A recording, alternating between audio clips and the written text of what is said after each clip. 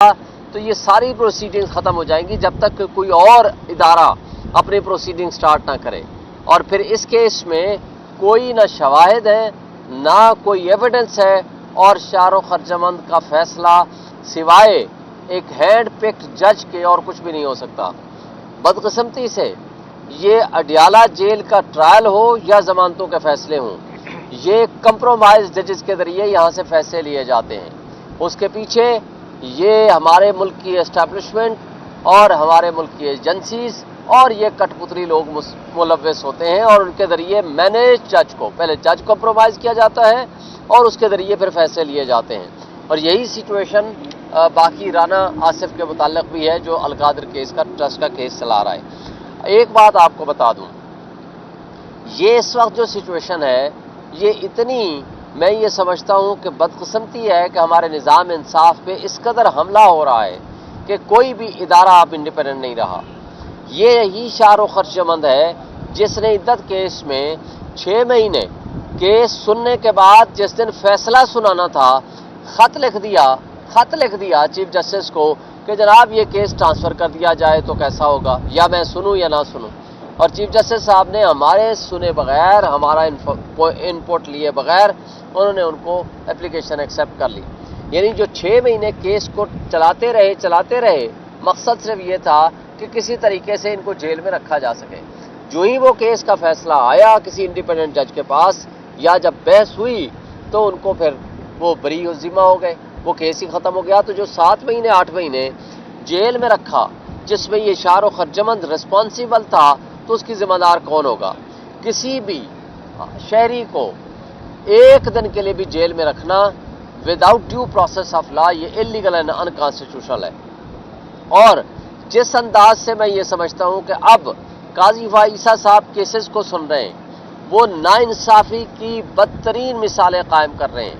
اور نہ صرف وہ ناانصافی کی مثالیں قائم کر رہے ہیں بلکہ پاکستان کی تاریخ میں آج تک جتنے چیف جسٹسز گزرے ہیں یا سپریم کورٹ کے ججز گزرے ہیں ان کی تاریخ لکھی جا رہی ہے.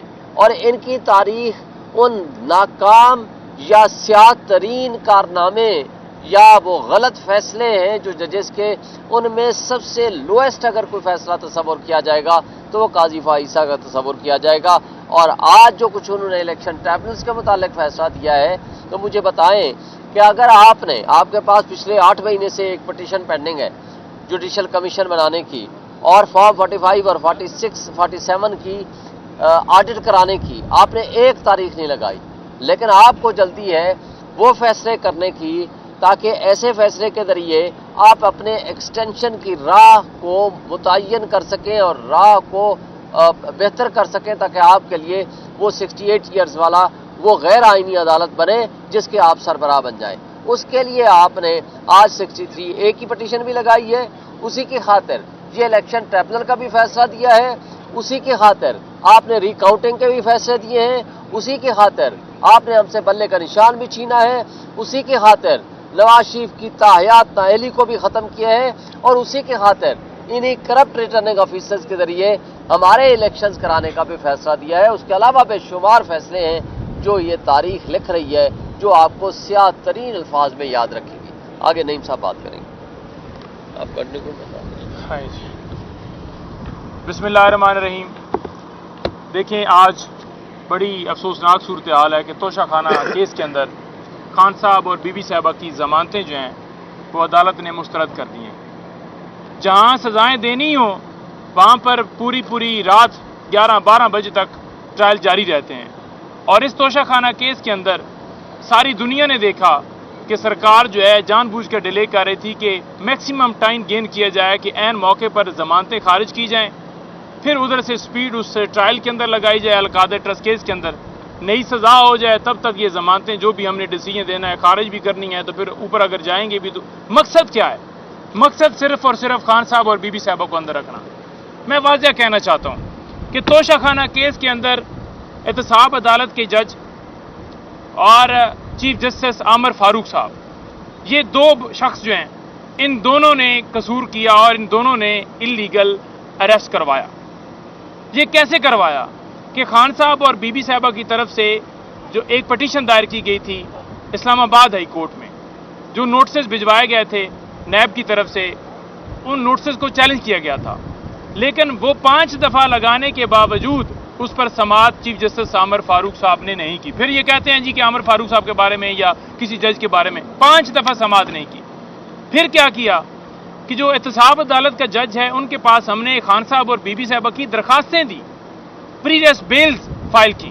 اب پریویس بیلز جو ہوتی ہیں as a matter of right, اگر 302 کا معاملہ ہے نا، کسی بندے کو اگر آپ نے قتل کر دیا ہے، کوئی غداری کا مقدمہ ہے، کوئی مقدمہ ہے، تو as a matter of right آپ کو وہ مل جاتی ہیں، لیکن پریویس بیلز جو ہیں وہ نہیں ملی۔ ٹھیک ہے جی، انہوں نے کیا کیا کہ اس کے اندر نوٹسز فرما دیے۔ جب نوٹسز فرمائے ہیں تو نوٹسز کے درمیان ہی گرفتاری جو ہے وہ ڈال دی گئی، حالانکہ ایسا ممکن ہی نہیں ہے۔ اور جب نیب ترمیم کے اوپر فیصلہ آ گیا سپریم کورٹ کے بعد، تو توشہ خانہ کیس ہو یا القادر ٹرسٹ کیس ہو تو ختم ہو جانا چاہیے، لیکن القادر بھی چل رہا ہے اور توشہ خانہ کا کیس جو ہے وہ جا کر سرکار نے یہ عدالت کے اندر کہا کہ یہ جو کیس ہے اب یہاں پر نہیں چل سکتا، کیونکہ اس کی مالیت جو ہے 50 کروڑ سے نیچے ہے، 3 کروڑ اور 20 لاکھ کا یہ کیس ہے، تو اس کو یہاں سے ٹرانسفر کیا جائے FIA کے پاس۔ اب یہ اس عدالت کے پاس جورسڈکشن ہی نہیں تھی، اس عدالت نے، نیب عدالت نے، احتساب عدالت نے یہ کیا کہ اس کیس کو FIA کے پاس بھیج دیا۔ اب FIA اسپیشل جج جو ہیں وہ آ کے، ان کا نوٹیفیکیشن ہوا، انہوں نے آ کے ٹرائل شروع کیا، کیس کے اوپر، ضمانت کے اوپر سماعت شروع کی۔ اب ضمانت کے اوپر جب سماعت شروع کی ہے تو آپ کو چاہیے کہ فی الفور فیصلہ دیا جائے۔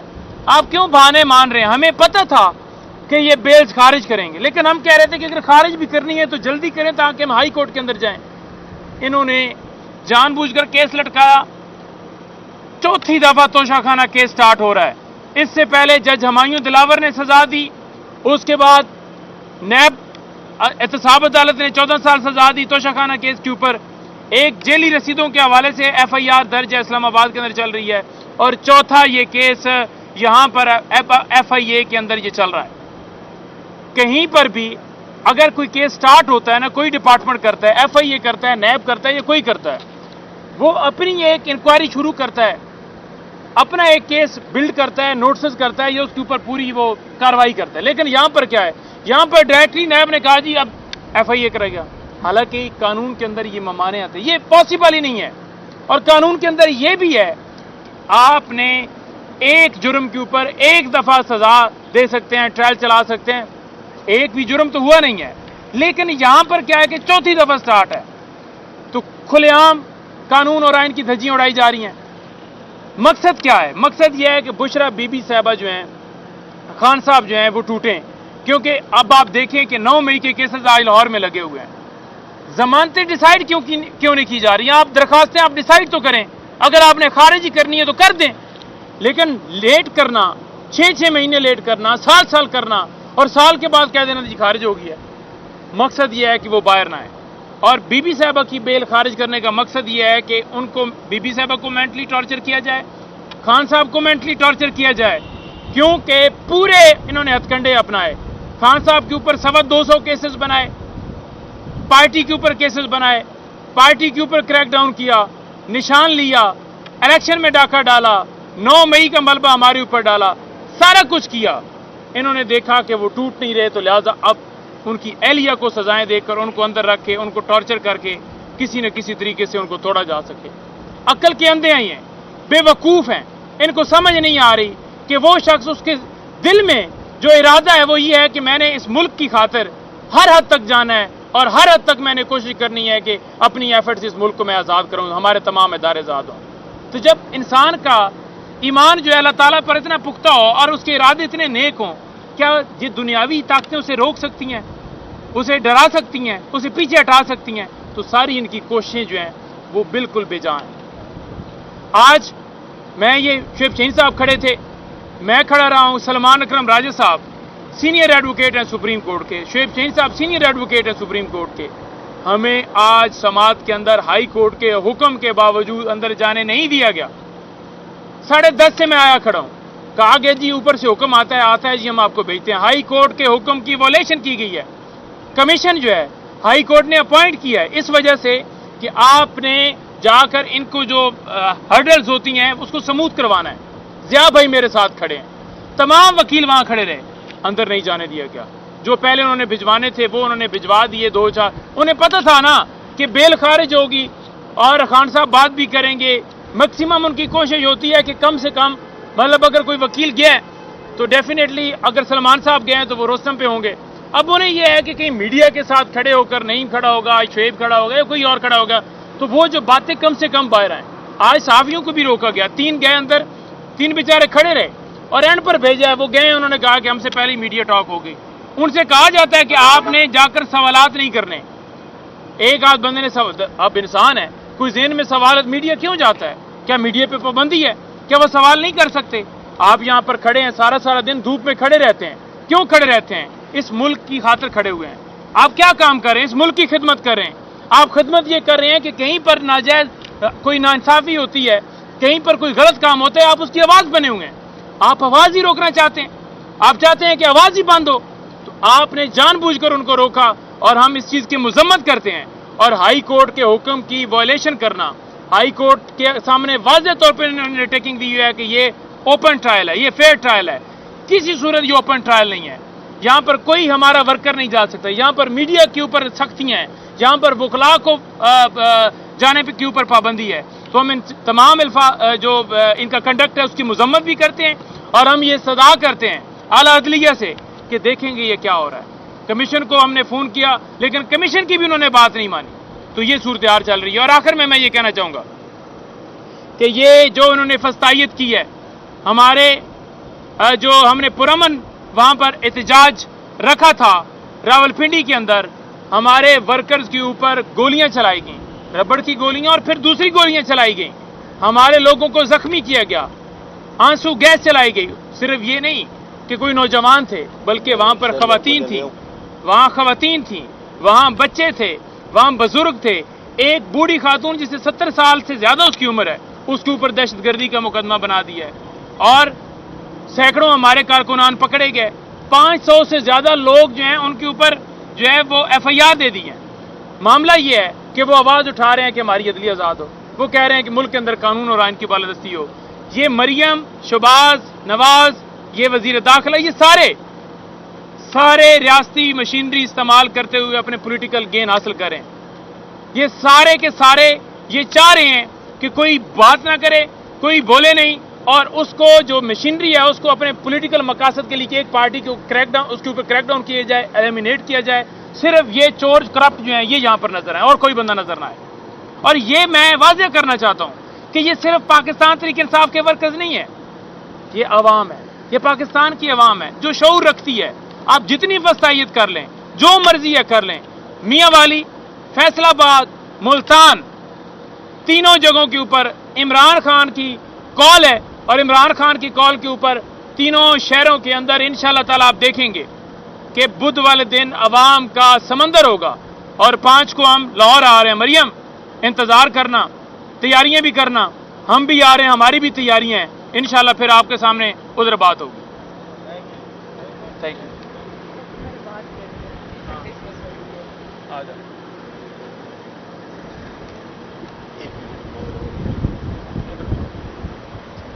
बिस्मिल्लाहिर्रहमानिर्रहीम।